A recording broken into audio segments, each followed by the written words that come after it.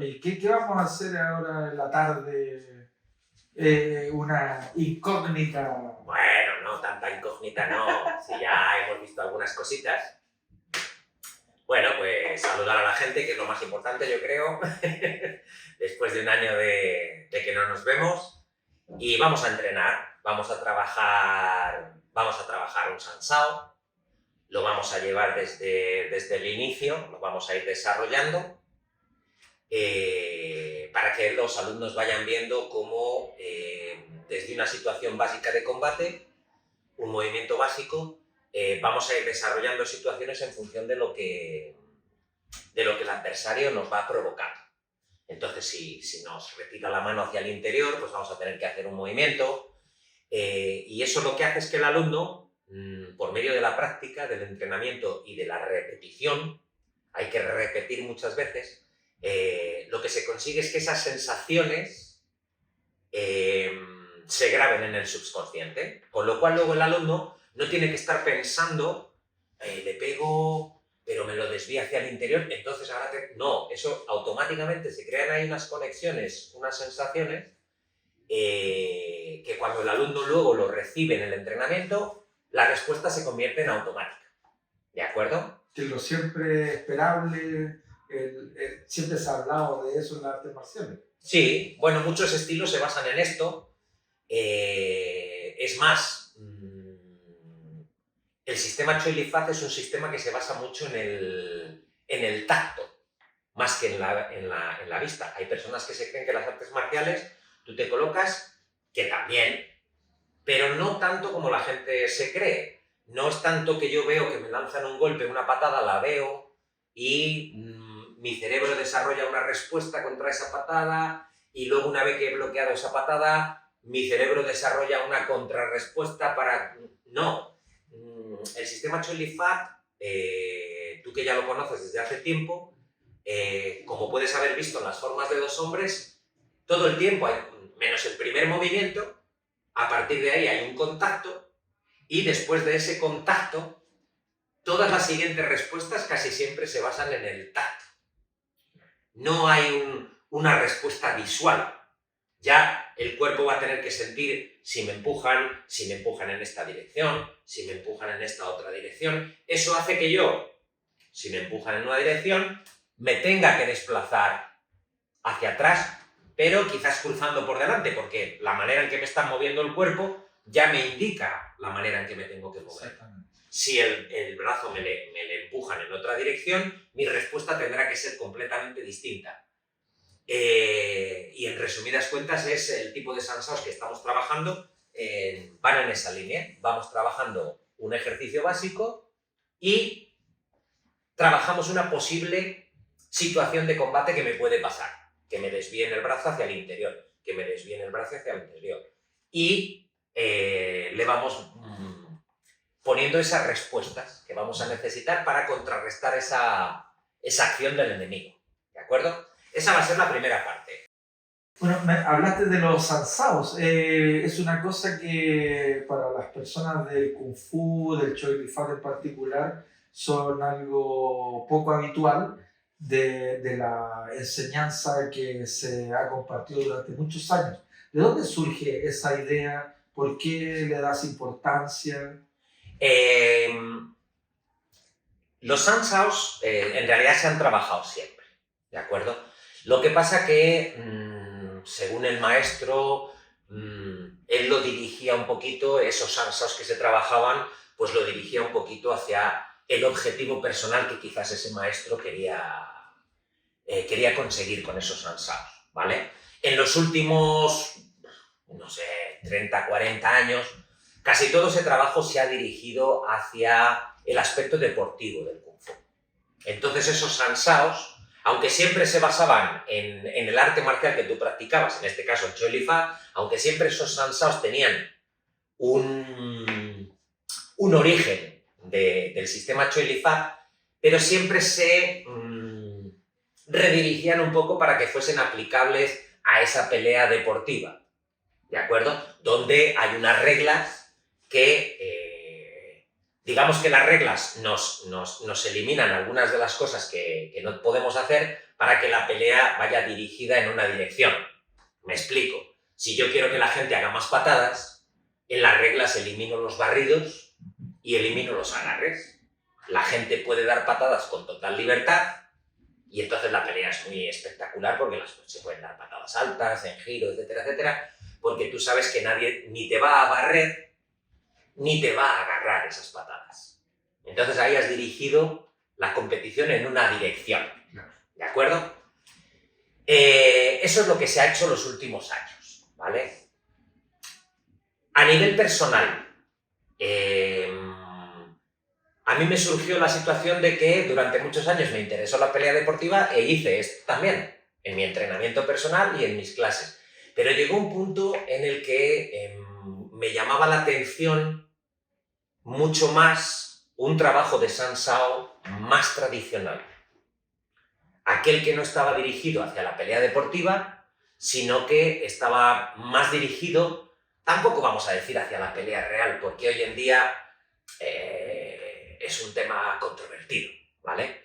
Pero yo lo que quería era que los alumnos, cuando están trabajando Choi Li Fat y hacen un trabajo de Sansao, de manos libres, ese Sansao esté basado en el Choi Li Fat, donde haya un trabajo de posiciones, de desplazamientos, las técnicas que se utilicen sean todas del sistema Choi Li Fat y no tengamos que buscar patadas o técnicas de otros estilos porque funcionan bien en la pelea deportiva, sino que nos quedamos con el sistema Choi Li Fat. ¿De acuerdo? Ahí enseñamos los movimientos del sistema Choi Li Fat, Kua Choi, Ting Kyu, Lam Choi. Porque muchas veces en la pelea deportiva hay movimientos del sistema tradicional que no se pueden utilizar en pelea deportiva simplemente por los guantes. Exactamente. Hay golpes donde los nudillos tienen que impactar de una manera determinada para causar daño, que en el momento que le pones guantes eso ya no sirve. Y entonces hay que agrandar los movimientos, hacer que el barrido con el puño sea más grande. No tienes el peligro de que si golpeas mal quizás te puedas dañar tú mismo los nudillos, las falanges de los dedos. Los guantes hacen que a veces se pueda hacer casi cualquier cosa. Sin embargo, el arte marcial tradicional, donde tú estás trabajando con la mano desnuda, sí que necesitas impactar de forma adecuada, con los puños, con las palmas, con los dedos, para causar daño, vamos a decirlo así, dentro de lo que es el mundo del arte marcial, pero sin que tú te puedas lesionar. Exactamente. ¿De acuerdo? Esa va a ser una de las primeras cosas que vamos a trabajar, a la que ya te digo, yo doy mucha importancia. Luego vamos a trabajar, vamos a irnos un poquito al pasado y vamos a tener una parte de las clases que la vamos a dedicar a cómo históricamente se introducía el alumno en la práctica del arte marcial. Eso es algo que hoy en día también se ha perdido porque tradicionalmente en las artes marciales no tenían un aspecto, vamos a decir así, comercial. O sea, tú cuando hace 200 años entrabas en una escuela de artes marciales, no lo hacías ni por mantener una salud, ni por mejorar tu físico, ni por hacer un poco de ejercicio, ni por aprender una técnica milenaria marcial china, ese aspecto cultural. No, lo hacías por necesidad. Tú hace 200, 300 años, 500 años en China, quien dice China dice, en este caso porque estamos hablando de artes marciales chinas, pero esto pasaba en todo el mundo. Cuando tú aprendías un arte marcial hace 500 años, no lo hacías por deporte, lo hacías por necesidad. ¿De acuerdo? Claro, estas artes marciales están muy basadas en el manejo de armas. Hace 300 años las batallas no eran con fusiles, ni con cañones, ni con pistolas, con bombas, ¿de acuerdo? Hace 500 años las batallas eran con armas blancas, lanzas, alabardas, hachas, mazas. ¿Qué es lo que pasaba entonces? Que cuando tú recibías un alumno que quería aprender el arte marcial de ti, tú en un principio tenías que seguir un protocolo con ese alumno porque realmente no sabías quién era. No es como hoy. Facebook, todo el mundo se conoce, puede contactar. Antiguamente nadie conocía a nadie. ¿De acuerdo? Entonces, cuando un alumno te pedía que le enseñases a manejar la lanza, tú tenías que seguir un protocolo con él para descubrir las intenciones de esa persona. Si tenía buenas intenciones, malas intenciones. Tú tenías que seguir ese protocolo para conocerle y decidir si realmente le querías enseñar o no. No podías directamente empezar a enseñarle la lanza porque sería algo así como hoy en día que te viniera un desconocido por la calle y te dijese, oye, enséñame a disparar con un fusil, con ese que tienes. Ponme un fusil en la mano y enséñame a disparar. A ver, un momento. O sea... Sería una locura. Sería una locura.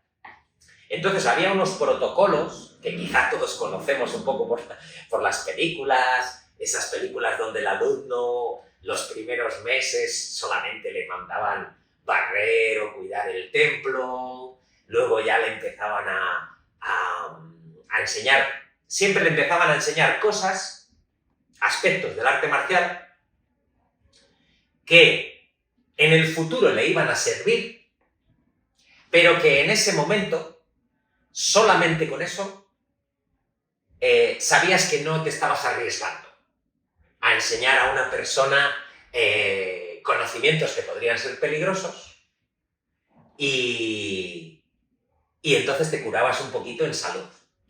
Pasaban unos periodos donde tú le ibas enseñando, le ibas entregando conocimientos que, repito, le iban a ser de muchísimo valor en el futuro, pero que ahora mismo, solo con eso, no corrías ningún riesgo. Entonces vamos a ver un poquito esa faceta del arte marcial. No vamos a mandar barrer a nadie la sala, ¿de acuerdo? Pero sí que vamos a ver esos protocolos donde tú al alumno le vas enseñando las posiciones, esa escena que hemos visto todos en las películas de que el maestro le manda ponerse en la posición del jinete, caballo cuadrado, y el maestro se sienta, se pone a tomar té, y el alumno tiene que estar ahí durante mucho tiempo en caballo cuadrado, aguantando para fortalecer. Evidentemente, en el futuro ese alumno va a tener unas posiciones fuertísimas, pero ahora mismo solo ese conocimiento realmente no le sirve de nada. Exactamente. No estás poniéndole una pistola en la mano. Correcto. ¿De acuerdo? Y José, bueno, sabemos que tienes mucha experiencia enseñando. ¿Cómo empezaste a practicar? Cuéntanos un poquitito de tus inicios, cómo te orientaste al arte marcial chino, dónde obtuviste tu conocimiento. Cuéntanos un poquito de tu historia. Bueno, pues yo empecé, creo que casi como todo el mundo, viendo esas series de televisión míticas de David Carradine, de Kung Fu, viendo esas películas. Yo soy más por edad, soy más de Jackie Chan que de Bruce Lee, ¿vale? Entonces a mí fueron las películas de Jackie Chan las que realmente, bueno, como niño, como adolescente, en aquel momento, me empezaron a llamar la atención. ¿Por qué el Kung Fu y no otra? Precisamente porque era lo que había en ese momento. Cuando yo era un niño, donde yo vivía, se conocía el karate japonés, se conocía el judo, pero apenas se empezaba a conocer el taekwondo coreano, pero de Kung Fu no se conocía nada. No había nada, no había profesores, solo las películas. Solo había las películas, que era lo que realmente, como niño en aquel momento, te impactaba, vamos a decir así, ¿no? Y entonces, primeramente, comencé por no practicar el karate japonés, que ya más o menos yo tenía algún primo, algún amigo que lo practicaba, y el judo. Yo quería Kung Fu, pero no lo había. Y llegó un profesor coreano a enseñar taekwondo. Yo en aquel momento no sabía ni lo que era el taekwondo. Pero como no era karate y judo, sin querer faltar en ningún momento al respeto al karate y al judo, por supuesto, pero pues las inquietudes, cada uno tiene sus inquietudes, ¿no? Pues en aquel momento dije, bueno, pues taekwondo, a ver qué es, porque en aquel momento, ya te digo, nadie conocíamos lo que era aquello. Y bueno, pues estuve practicando como taekwondo 1 año y medio. Yo comencé con 14 años a practicar taekwondo, ¿vale? Y después de 1 año y medio, bueno, ya ibas viendo lo que era el taekwondo, y yo seguía realmente practicándolo porque era la única opción que tenía en ese momento, porque seguía sin haber kung fu. Pero cuando llevaba ya 1 año y medio con el taekwondo, mi primer profesor, que se llamaba Juan José Mendoza, mi primer profesor de kung fu, hizo una demostración en la ciudad donde yo vivía. Y ya cuando la vi dije, oh, esto sí que es lo que esto es lo que se parece a lo que yo he visto. A lo de las películas, ¿vale? Ya hicieron demostraciones donde había los típicos movimientos chinos de manos, con las formas, el manejo de armas, el trabajo de 2 personas, y aquello ya dije, esto sí que es, ¿de acuerdo?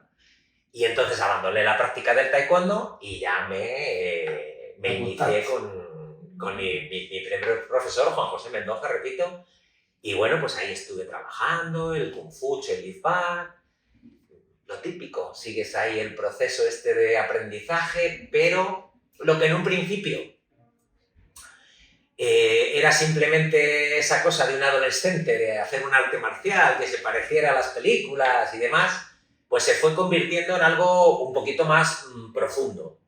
Te das cuenta de que había muchas más cosas en el arte marcial que simplemente las peleas o las armas. Y ahí está ese periodo en el que te das cuenta de que se te da bien, empiezas a ir a campeonatos, obtienes tus primeros resultados, a veces mejor, a veces peor, pero bueno, casi siempre mejorando. Y bueno, pues evidentemente en el momento que te das cuenta de que se te da bien, pues te animas más, porque a lo mejor si te hubieras dado cuenta de que aquello no era para ti, porque... Pero bueno, yo tuve la suerte de que disponía de mucho tiempo para entrenar, me gustaba muchísimo, y mi primer profesor me ayudó mucho en este sentido, siempre estaba ahí dispuesto a entrenar, para ir a campeonatos, para hacer demostraciones. Y bueno, pues me fui cada vez involucrando más y más, hasta que llegó un momento en el que dije, oye, yo me quiero dedicar a esto. Ahí mi primer profesor, ya os digo, siempre echándome una mano, me empezó a ofrecer la posibilidad de ayudarle con sus clases, con las clases que él daba. Él al principio, pues cuando empezó con la escuela tenía muy poquita gente, pero a medida que fue trabajando, él se dedicó muchísimo al servicio. Además tenía mucha capacidad de trabajo él para estas cosas. Se dedicó a trabajar en escuelas con niños, para enseñarles el arte marcial como desarrollo físico, personal, defensa personal también, por supuesto, y poco a poco fue teniendo muchísimos niños. Entonces ahí es donde me brindó la oportunidad de ayudarle con las clases de los niños, lo cual fue una escuela importantísima, porque es donde aprendes pues prácticamente todo para luego dedicarte como profesor a esto. El trabajo con los niños es muy enriquecedor, pero también es muy duro. Y entonces ahí es donde empecé realmente a darme cuenta que si quería ser profesor había que estudiar, había que trabajar, había que prepararse. Y bueno, esa fase empezó a los 17, yo empecé a los 14 con el taekwondo, a los 16 y algo empecé con el kung fu. Y ya te digo, a los 17, casi 18, ya lo tenía tan claro que ya estaba ahí trabajando con mi primer profesor como ayudante. Y ahí es donde ya tomé la decisión final de dedicarme a esto con unos 18 años o así. A partir de ahí empecé a complementar el entrenamiento con la competición, con el trabajo como ayudante de mi profesor, y ya empecé a tener mis propios grupos de trabajo, mis propios alumnos, vamos a decir así, que en aquel momento pues dices, si viéndolo ya desde esta lejanía dices, ¡wow! ¡Qué locura!, ¿no? Porque en aquel momento te crees que ya sabes y ahora te das cuenta que dices, ¡wow! ¡Qué mal enseñaba entonces!, ¿no? Pero bueno, sí que es verdad que dices, bueno, pues hay que pasar por ese proceso. Hay que pasar por ese proceso. Comencé a dar clases de forma ya te digo, ya regular, ya pasó a ser mi trabajo en realidad, con el que yo me pagaba mis conocimientos, no solo con mi primer profesor, sino que ya tuve la oportunidad de empezar a trabajar a través de seminarios, cursos, con el profesor de mi profesor, el maestro Gaspar García, ¿de acuerdo? Que fue el maestro que introdujo el sistema Choy-Li-Fat en España, el que enseñó a los primeros profesores de Choy-Li-Fat allí, y había una gran organización en España liderada por él, y ya te digo, mi profesor Juan José me brindó la posibilidad de seguir ampliando conocimientos con el maestro Gaspar García. Todo esto siempre, entre medias siempre, demostraciones, campeonatos, bla, bla, bla, toda la historia, ¿no? Y después ahí pasan unos añitos también, hasta los 21 años, donde interrumpo un poquito mi práctica por la milicia. Eso es, el servicio militar, que en España en aquel momento era obligatorio. A los 20 años tenías que ir hasta los 21, así, 19, 21, algo así. Un año. Y justo en ese año en el que yo estaba en el servicio militar, el maestro Gaspar García organizó un curso con un maestro que había conocido en uno de sus viajes en Australia, el gran maestro Chen Yongfa, ¿de acuerdo? Yo el primer curso me lo perdí, pero claro, a mí mis compañeros me dijeron, oh, este maestro es increíble, toda la historia del maestro Chen Yongfa, de la que quizá podamos hablar en otra ocasión. Termino el servicio militar y la impresión con este maestro fue tan buena que el maestro Gaspar García decidió que íbamos a seguir trabajando con este maestro, ¿de acuerdo? Entonces el maestro Chen Yongfa continuó viniendo a España y ya el segundo año sí que pude participar en su curso y bueno, pues hubo buenas sensaciones. Yo tuve el maestro Chen Yongfa enseguida, cuando veía que tenías futuro, que tenías cualidades para quizás aprender de forma un poquito más personal, pues enseguida se daba cuenta y te decía, te animaba, te daba consejos. Y en ese curso pues fue toda una experiencia por eso, porque el maestro me cogió para trabajar con un grupito ahí particular, en los que él veía que quizás tenían más habilidad para seguir aprendiendo. Y automáticamente yo dije, buah, yo quiero aprender con este maestro. Y en cuanto conseguí ahorrar el dinero y convencer a la familia, me fui para Australia. La primera vez fui solamente, no llegó a 2 meses, estuve allí mes y medio o así. Y pues con la intención de empezar a trabajar con el maestro, y que la verdad es que las primeras veces cuando vas el maestro pues tampoco te dedica todo el tiempo del mundo a ti, porque todavía no te conoce bien, no sabe mucho de ti. No sabe de ti. Entonces, a su manera, continúan con ese protocolo del que yo te hablaba antes. Entonces trabajas con sus instructores y, bueno, luego de vez en cuando te metes ahí en alguna de sus clases si él te lo autoriza, va habiendo una toma de contacto, él te va conociendo. Y, bueno, pues para mí fue una experiencia maravillosa. Y a partir de ahí, pues si ya había tomado la decisión de trabajar con él, pues esta experiencia pues todavía lo reforzó más.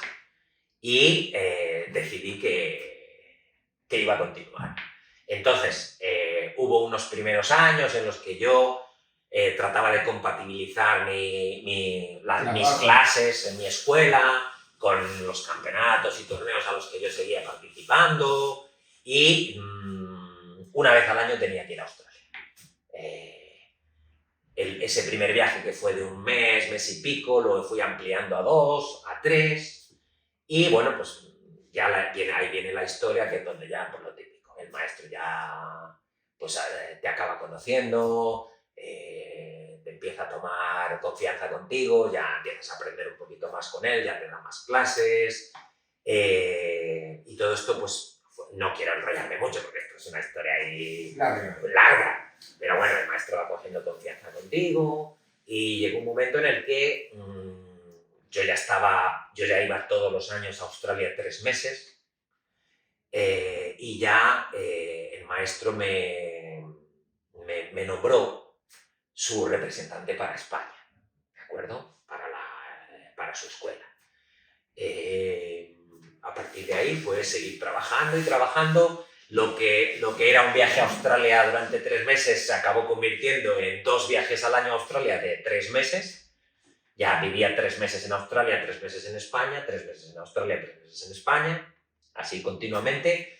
Durante prácticamente 20 años estuve así. Un montón de tiempo. Un montón de tiempo. Y durante ese tiempo tuviste la experiencia también de salir con él a hacer clases por distintos Al lugares. principio era solamente su representación en España. Yo iba a Australia, aprendía con él lo que él consideraba que yo luego tenía que enseñar en España a los instructores españoles y ahí se quedaba todo, ¿vale? Pero a medida que yo me iba... no me sale la palabra... Afiatando más. Sí, él empezó a darme cada vez más responsabilidades. Pues al principio era simplemente que quizás él venía a dar un curso a España y yo, aparte de ya ayudarle en España, quizás él desde España se iba luego a Portugal, Finlandia o Polonia, que era donde estaban las escuelas más representativas del maestro Chen Yongfa, y ya pues me llevaba como ayudante suyo para asistirle un poquito en los cursos. Esas responsabilidades fueron incrementándose, pues hasta que llegó un momento en el que prácticamente, sí, yo iba a Australia, trabajábamos los temarios que él quería enseñar durante ese curso y después pues nos veníamos juntos bien para España, Estados Unidos, etcétera, etcétera. Y bueno, yo entre todo esto, por supuesto, tuve que abandonar mis clases, que se las dejé a algunos alumnos, porque claro, ya era imposible compatibilizar mi trabajo de tener que ir a Australia 3 meses, luego cuando venía tenía que impartir en toda la geografía española, tenía que ir a Valencia, a Barcelona, a Madrid, tenía que impartir los cursos a los instructores que estaban siguiendo la línea del maestro Chen Yongfa, entonces a mí ya me resultaba imposible dedicarme a una escuela, porque una escuela es un trabajo ahí diario de... La experiencia y tu andar te llevó por distintos lugares del mundo. ¿Cómo llegaste a Chile? ¿Qué pasa aquí? ¿Dónde se cruza todo esto? Y entiendo que no habías venido nunca a Sudamérica, Sí. que habías estado en Estados Unidos, Canadá. Sí. Sin embargo, Sudamérica no era un lugar que conocías. ¿Cómo se gestiona todo eso? Bueno, yo con el maestro Chen Yongfa trabajaba principalmente Europa y Canadá y Estados Unidos, ¿de acuerdo? Luego también hacía muchas veces de asistente suyo en los cursos en China, donde él a partir del año 2001, comenzó a celebrar un curso anual o cada 2 años en China, donde todos los países del mundo íbamos allí, trabajábamos con el maestro, etcétera, etcétera, ¿vale? Yo hasta entonces no había tenido la oportunidad de venir a Chile porque la organización del maestro Chen Yongfa tenía unos representantes, él lo dividía por zonas de trabajo y entonces a mí la zona de Sudamérica o Latinoamérica no me correspondía. Eran otras personas las que estaban a cargo de eso. Yo ya te digo, yo estaba a cargo de España y luego ayudándole como... pero eso era como ayudante en los cursos. Por supuesto que estos países tenían sus propios directores, su propia organización, etc. Yo cuando el maestro Chen Yongfa iba a Polonia, yo lo que hacía era iba con él, pero para ayudarle en el curso. Yo no interfería para nada en la organización de Polonia ni nada de nada. Lo mismo con Canadá y con Estados Unidos. Y ya te digo, Chile tenía sus propios representantes en aquel entonces y su propio protocolo de trabajo, y a mí no me correspondía ese área, ¿vale? Y bueno, como te estaba diciendo, se estaban organizando esos cursos en China de forma regular, y en el año 2006 se celebró un gran evento en China, donde se conmemoraba el 200 aniversario del nacimiento del fundador del sistema Choi Li-Fat, Chang Heung, ¿de acuerdo? Se hizo un gran cursillo, se hizo una especie de torneo, allí con muchas actividades. También había alguna actividad lúdica para conocer la cultura china, escritura, bueno, de todo. Fue un gran evento, fueron un éxito terrible de participantes, de todo. Y yo pues en ese curso la verdad es que estuve trabajando como asistente personal del maestro Chen Yongfa, y para mí fue una locura, porque era todo el tiempo estar pendiente de lo que quería el maestro, enseñar, ir, hacer, organizar. Te vimos muy ocupado. Estuve muy ocupado, la verdad es que estuve muy ocupado. Y bueno, ahí conocí a muchas personas de las que después del evento es verdad que fue una locura en todos los sentidos, ¿vale? A partir del año 2006, y ya estamos hablando de algo que no me quiero extender mucho, la organización del maestro Chen Yongfa tuvo giros. Tuvo cambios a nivel de organización, a nivel de enseñanzas, y bueno, todo fue ahí muy... Bueno, para mí fue difícil, porque se me estaban entregando yo tenía unas responsabilidades, y yo con las cosas que estaban pasando empecé a notar que no podía cumplir con esas responsabilidades. Entonces tomé una decisión que fue la de presentar mi renuncia al maestro Chen Yongfa, de mis cargos, bueno, de todo lo que hasta ese entonces había estado haciendo, ¿vale? ¿Decidiste salir? Sí. Familia, trabajo, pero ya te digo, sobre todo fue porque yo ya notaba que yo no me sentía cómodo con cosas que estaban pasando. Bueno, esto pasa y, por supuesto, la organización del maestro Chen Yongfa sigue trabajando en su línea con otras personas, pero esto sí que es verdad que a partir de ese momento como que a nivel internacional hubo ahí un terremoto, ¿vale? Por las políticas que estaba adoptando la organización, vamos a decirlo así, la organización, ¿de acuerdo? Algunos maestros que hasta ese entonces habían estado trabajando con unos profesores, con otros, con tal. Todo eso empezó a agitarse un poquito, ¿vale? Yo, personalmente, en ese momento, después de hablarlo con mi familia, básicamente lo que decidimos fue nos jubilamos, lo dejamos, nos retiramos prácticamente de la enseñanza.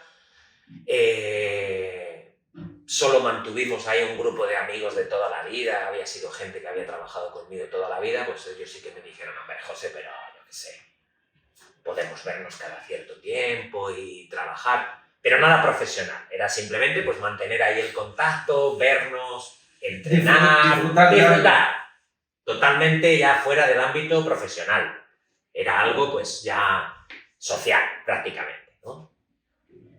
Yo ya estaba metido en ese contexto, yo ya estaba retirado, yo ya no tenía ninguna intención de dedicarme profesionalmente a esto para nada, y a través de un alumno, Juan, me dijo, oye, que hay un profe de Chile que se llama José Luis, que te quiere conocer, bueno, ya te conoce, dice, pero que me dice que tiene interés en contactar contigo para aprender, porque todo este movimiento que ha habido con la organización, bueno, pues ha roto ahí algunos vínculos con otros profesores con los que quizás ya no se estaba trabajando bien y quiere trabajar contigo.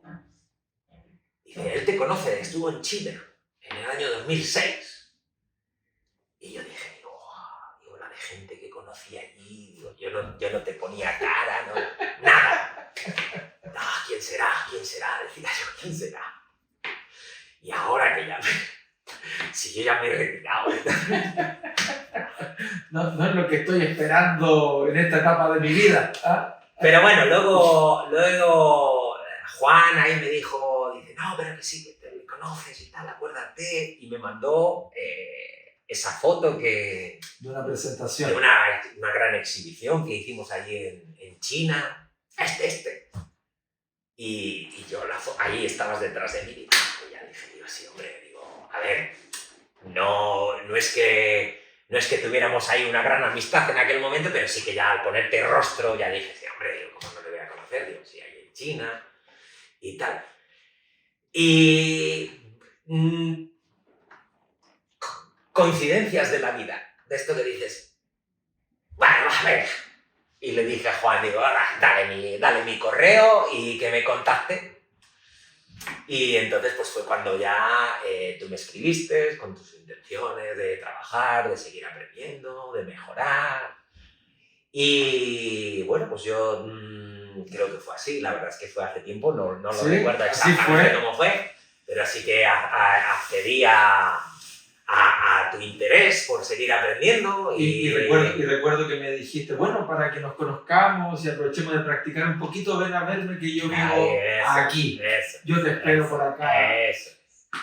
Sí, porque bueno, los profesores, como te he contado al principio, seguimos teniendo nuestros protocolos. Por supuesto, sí. Para saber si las personas están interesadas de verdad en aprender o no, o solamente es una persona que quiere venir y aprender una forma nueva y pagarte ahí un dinero y que parece que...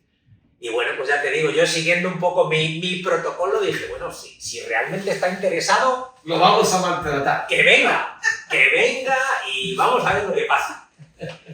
Y bueno, pues sí, viniste y sí es cierto, durante un mes, 4 semanas por lo menos, recuerdo yo, que fue la primera vez. Estuviste allí en mi casa y sí, hubo ahí el protocolo de maltrato correspondiente con el entrenamiento. Al principio, sí, todo muy rudo, muy... A ver si quiere aprender de verdad, decía yo. Y oye, bueno, lo aguantaste. Y bueno, la verdad es que ya fuera del Kung Fu sí que es cierto que hay veces que la vida pues te trae esas cosas. Hay una conexión fuera de... Ya a nivel personal, independientemente ya del Kung Fu, pues se creó una amistad, nos conocimos. Sí, y luego ya lo siguiente que fue, no sé si volviste tú otra vez a España o ya me invitaste a venir aquí. Creo que volví, sí. Puede ser que volvieses, sí. No recuerdo muy bien el orden cronológico, claro. Pero bueno, se fue cultivando ahí esa amistad, sobre todo la amistad, yo creo. Se fue cultivando la amistad. Y yo creo que ya al final el Kung Fu fue casi la excusa para seguirnos viendo y entrenar. A ver, por supuesto que había ahí un interés grande con el arte marcial, pero lo que quiero decirte es que yo creo que pasó algo más. No fue solamente una relación puramente profe-alumno para aprender, para entrenar. Siempre hubo muy buena conexión y bueno, esa conexión se fue cultivando, tú seguiste viniendo.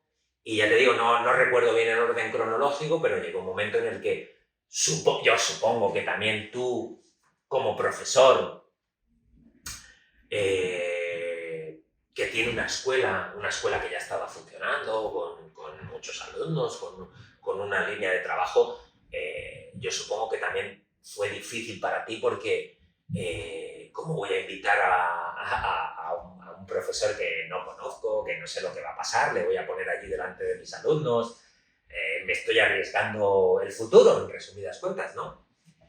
Y sí que es verdad que al final te lanzaste, lo cual fue una prueba también para mí de confianza por tu parte en este caso. de invitarme a venir aquí a Chile, a tu escuela, a ponerme delante de tus alumnos de esa forma tan dispuesta que yo hiciera lo que quisiera con tus alumnos.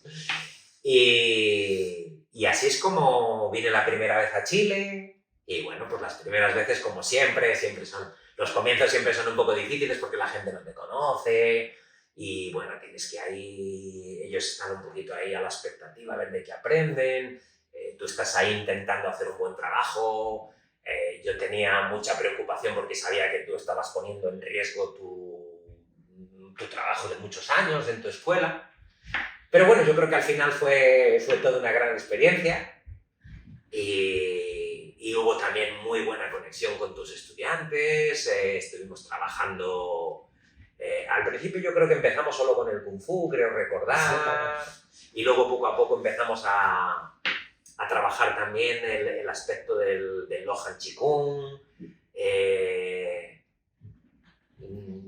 Y así han pasado. Así fue. Luego tú has seguido viajando a España, yo he seguido viniendo y todo esto fue algo que empezó a rodar y aquí estamos. Yo creo que ya es el cuarto, quinto año que vengo yo. Cuarto mínimo. Quinto, yo creo. No lo recuerdo. Cuarto, quinto. Tú también has ido 4 o 5 veces también a España. Bueno, de hecho, desde el primer año se mantuvo esa línea de que yo venía un año, yo venía una vez al año, tú ibas otra vez al año, va allí para seguir con tu Nos veíamos trabajo. 2 veces por 2 veces al año. Dos veces al año, sí. Y la pandemia solo rompió un poco. Es verdad. Ahí Sí. estuvo la pandemia que coincidió, me acuerdo que ibas a hacerme tú una visita en marzo, abril, Sí. y hubo que cancelarla por la pandemia. Esa fue la única pausa que hemos tenido. Sí, ¿verdad? ¿Y cómo has visto la evolución de los estudiantes acá desde esos primeros encuentros? ¿Cómo has visto el trabajo? A ver, por decírtelo en pocas palabras, mejoramos un poquito. ha habido una mejora, ha habido un progreso de mejora que se ha visto desde el primer año, donde la gente a lo mejor estaba acostumbrada a hacer un tipo de trabajo y yo vine aquí con mis ideas, sobre todo por el trabajo de... Yo siempre tuve muy claro que quería desarrollar ese trabajo de Sansao, donde el Kung Fu tradicional es la parte importante de verdad del trabajo. Fuera de formas, armas... A mí me gusta mucho concentrarme en el trabajo de Sansao. Sansao siempre aplicado y trabajando con compañeros, muy poco trabajo al aire. Y me gusta mucho el trabajo de formas, pero me gusta mucho el trabajo de formas que involucran a 2 personas. Siempre el trabajo, a mí me gusta mucho el trabajo aplicado, ¿de acuerdo?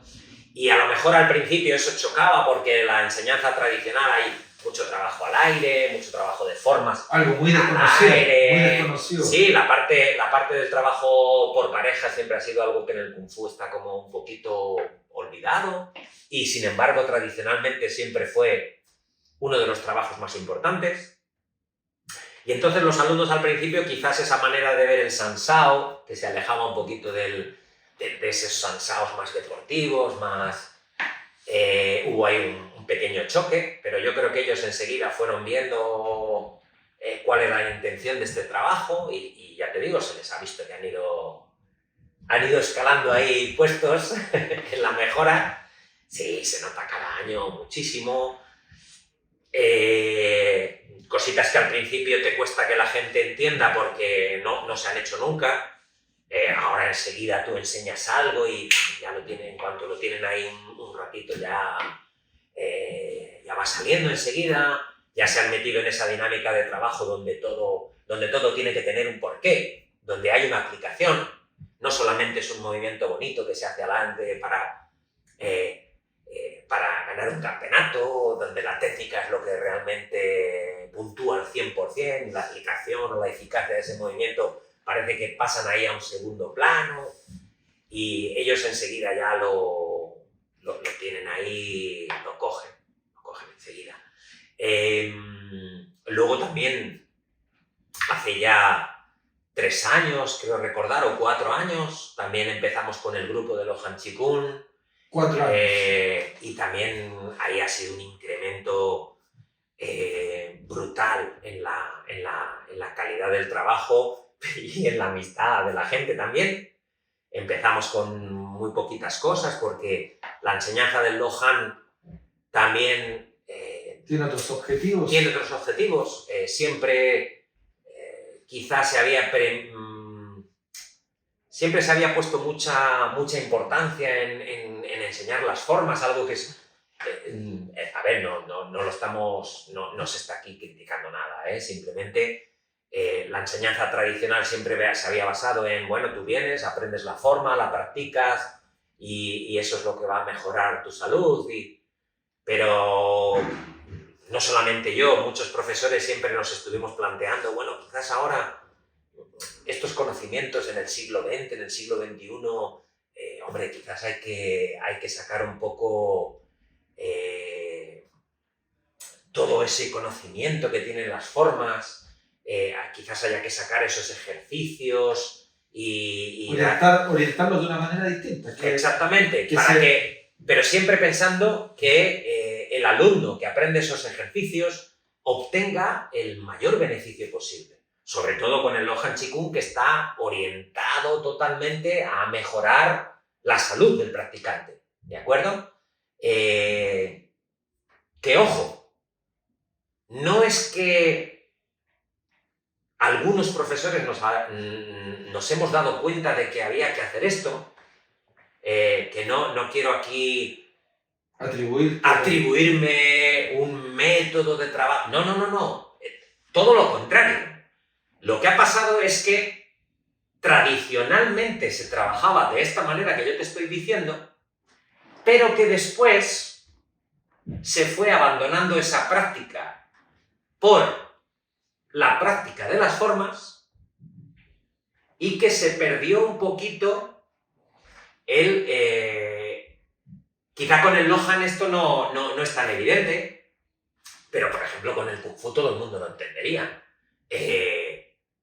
Hace 300 años todo el mundo entendería perfectamente que si tú querías preparar a unas personas para defender tu aldea, no lo hacías practicando formas. Lo hacías sacando contenidos de esas formas, técnicas, sansaos, como quieras llamarlo, practicando muchísimo esos sansaos para que luego fuesen eficientes a la hora del combate, para defender tu aldea de unos bandidos, unos piratas, las zonas de costa. Pero claro, en el momento, esto tuvo un momento histórico que aparece el arma de fuego y todo ese trabajo que tú tenías para que fueses eficaz con una lanza, con un sable y un escudo, con un palo de 3 secciones, evidentemente aparece el arma de fuego y esas armas quedan totalmente obsoletas. Ya no se puede luchar con ellas, ya no puedes defender a tu familia, ya no puedes defender tu aldea ni tu escuela. ¿De acuerdo? Y entonces se abandonan unas prácticas y queda el trabajo de las formas. Exactamente. Muy potenciado además en nuestros días por las competiciones de artes marciales chinas. Un 90% de la competición de artes marciales chinas se basa en las formas y en las armas, distintas categorías. Y entonces en el momento en que tú desde una organización, una federación, estás potenciando ese tipo de trabajo, evidentemente el otro se abandona y por desgracia se acaba perdiendo. ¿De acuerdo? Entonces yo, junto con otros muchos profesores, repito que no soy yo el único, nos estamos dando cuenta de que, bueno, pero quizás hay que recuperar esa otra manera de trabajar, los sansaos, las técnicas, los ejercicios, para que, a ver, por supuesto que hoy no vamos a utilizar esas técnicas para pelear, pero es que si no se trabajan así, yo creo que desaparece un poquito la esencia del arte marcial. ¿De acuerdo? Se pierde... Bueno, de todas maneras esto es algo personal, no estoy diciendo aquí, yo no estoy aquí sentando cátedra, diciendo que todo el mundo debería de trabajar así. Yo comprendo perfectamente que haya gente que le guste la faceta deportiva, que le guste el combate deportivo, que le guste... O sea, a ver, que aquí no estamos Aquí no se está juzgando nada, ni criticando nada, ni... Aquí lo único que se está intentando poner en valor es que se puede trabajar de otra manera. Y lo que genera ¿De sentido, acuerdo? lo que a ti te genera sentido. Claro, claro, esto es algo ya personal. Que Exactamente. tú lo vives así, lo quieres transmitir así, y si encuentras las personas que lo quieren aprender contigo porque esa manera que tú tienes de transmitirlo es la que a ellos les llama la atención, oye, pues adelante, que no estamos haciendo aquí nada... sigue siendo Chollifá, los alumnos con el tiempo siguen también aprendiendo. Lo que pasa que en vez de primar el entrenamiento de las formas al principio, pues quizá le vamos a primar al final o en el medio. Nada más. Pero sigue siendo Chollifá, sigue siendo un arte marcial, sigue siendo lo mismo. Seguimos conservando también con aquellos alumnos que puedan estar interesados, se sigue conservando también ese aspecto deportivo. No se está... Repito, que es que con estas palabras no quiero tampoco que se confunda aquí. No, es que este maestro, este profe está intentando aquí vendernos que... No. Ojo, Es tu opinión. esto es una opinión personal y repito, no eliminamos las otras. Las otras están ahí. Vamos a seguir yendo a campeonatos, vamos a seguir enseñando a los alumnos esa fase deportiva, aquellos que quieran aprenderla. Esto es como cualquier otro... No lo sé, esto pasa en todos los deportes, en realidad. Hay gente que quiere practicar la carrera a nivel más profesional y practica y entrena y para las competiciones, pero hay otras personas que lo que quieren es hacer ese deporte, pero más a nivel personal y ellos entrenan todos los días también, pero no les llama tanto esa faceta deportiva. Exactamente. Ya está, nada más. Exactamente. ¿De acuerdo? Oye, ¿cómo ves el futuro de lo que estamos haciendo? Bueno, ¿Estás motivado? A ver, yo al principio, por supuesto, tienes tus dudas, porque, bueno, te pones a hacer algo que no es que ya no se hiciese, pero era algo ahí, era un trabajo ahí como residual, ¿no? Era, bueno, al final de la clase un poco.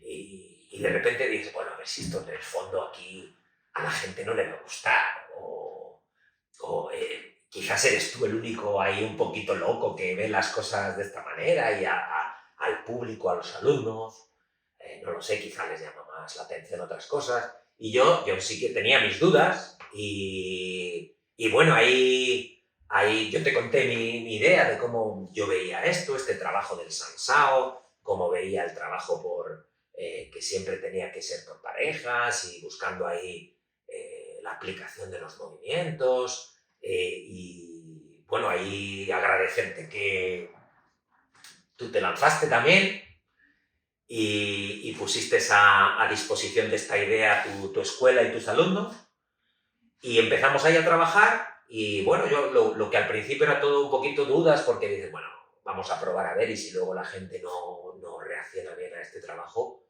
bueno, pues lo importante es que la escuela funcione, que los alumnos trabajen, que la gente reciba el beneficio de la práctica de las artes marciales y lo podemos hacer por esta vía, pero si no funciona, podemos hacerlo por otras vías. Pero bueno, empezamos. Al principio, los principios siempre son difíciles, pero luego esto se empezó a poner en marcha y lo que te acabo de decir antes, yo creo que ya está rodando esa manera de trabajar y yo creo que en 2, 3 años vamos a ver cosas muy interesantes. Vamos a ver cosas muy interesantes. Porque yo creo que esos alumnos que han empezado desde un principio a trabajar con este sistema van a llegar a desarrollar aspectos que hasta ahora no se veían mucho, que es el trabajo muy importante de armas, de puños, pero siempre contactando con la otra persona, siempre sintiendo el ataque, haciendo la defensa, ejecutando luego el contraataque, donde se va a ver un aspecto de las artes marciales que yo creo que es muy importante Entonces yo lo veo con ilusión, con ilusión. En esta ocasión hemos estado trabajando concretamente con los instructores, con los alumnos avanzados. Hemos estado trabajando una forma de 2 personas, de palo de 5 elementos contra palo de mono. Y ya se va viendo que los alumnos, los instructores ya no les llama tanto solamente ese aspecto técnico y de hacer una forma que pueda parecer más o menos bonita, sino que ya se les ve todo el tiempo que entienden y quieren entender y aprender qué hay detrás de esos movimientos. Pero realmente las formas son solo formas, son solo coreografías de movimientos con el único objetivo que tienen de ganar una medalla o de que queden muy bonitas para la foto o para el vídeo. No, yo creo que a través de esto los alumnos ya no te preguntan, oye, ¿y esto cómo lo hago para que me quede mejor? No, ya las preguntas siempre son, oye, ¿pero aquí qué estamos haciendo? ¿Pero aquí cómo me está atacando? ¿Cómo me puedo defender yo?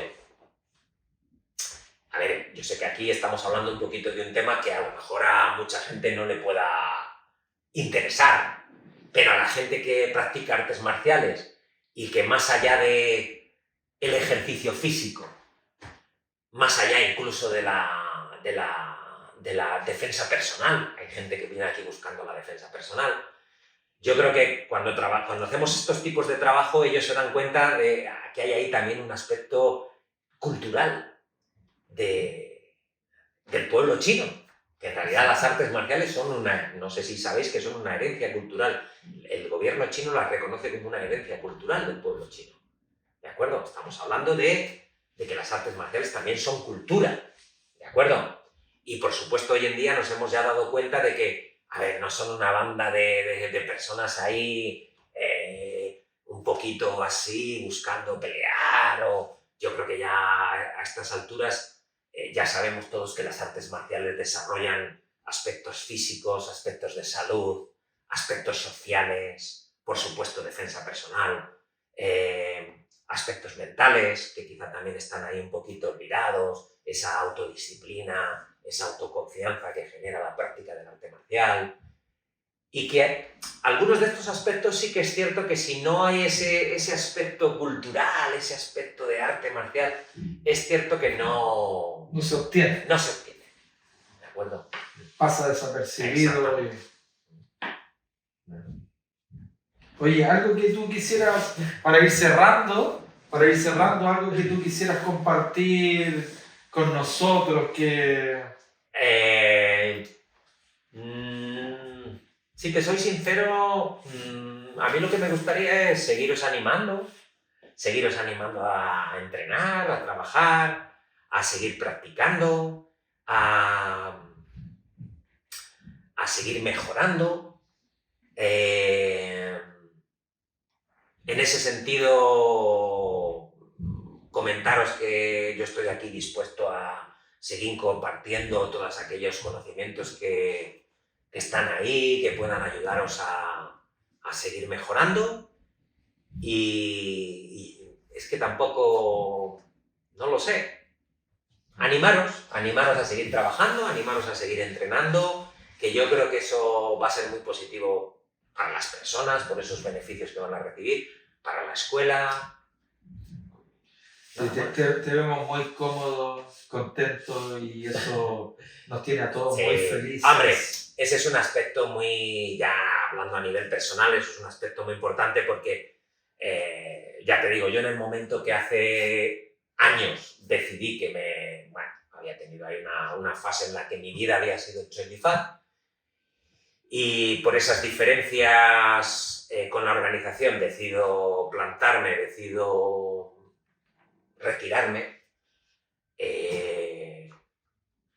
En el momento en que tú contactas conmigo, establecemos esta relación de amistad y profesional, y todo esto sigue para adelante, pero ya llega un punto en el que a mí personalmente aquí lo que me motiva es que vengo, que estoy a gusto, que me lo paso bien compartiendo con vosotros entrenando, veo que la gente lo disfruta, que la gente tiene ganas de seguir aprendiendo y entonces ya pasa a ser algo personal. Aquí ya no estamos hablando ni de trabajo ni de Kung Fu casi siquiera. Estamos hablando de relaciones, de personas y de trabajar en resumidas cuentas algo que nos gusta y que luego cuando terminamos charlamos, nos tomamos unas cervecitas, hablamos del futuro y bueno, ahí estamos.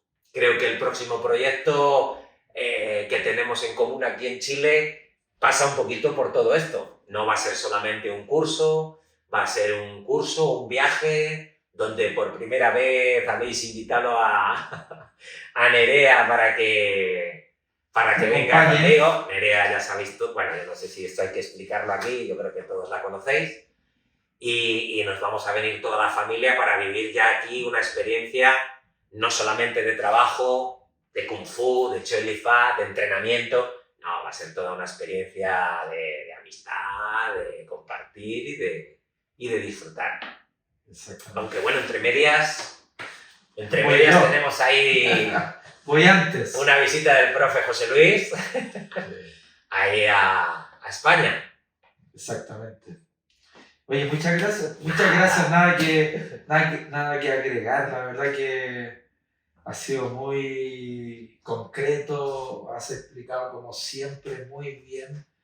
Y solo agradecerte. Yo no pierdo la oportunidad de darte las gracias porque nos abriste una puerta que nos ha dado una perspectiva completamente distinta del Kung Fu. Agradezco siempre todas las conversaciones que tenemos y como tú dices, más allá de exclusivamente el Kung Fu. Y estamos felices, los estudiantes aquí también. Eso es lo importante. Te tienen muchísimo cariño y nada, muchísimas gracias. Nada, vosotros, a todos vosotros. Ya sabéis que esto es, como digo siempre, una vía de doble dirección. Sí. Todos aquí estamos compartiendo, recibiendo, disfrutando. Gracias. Nada.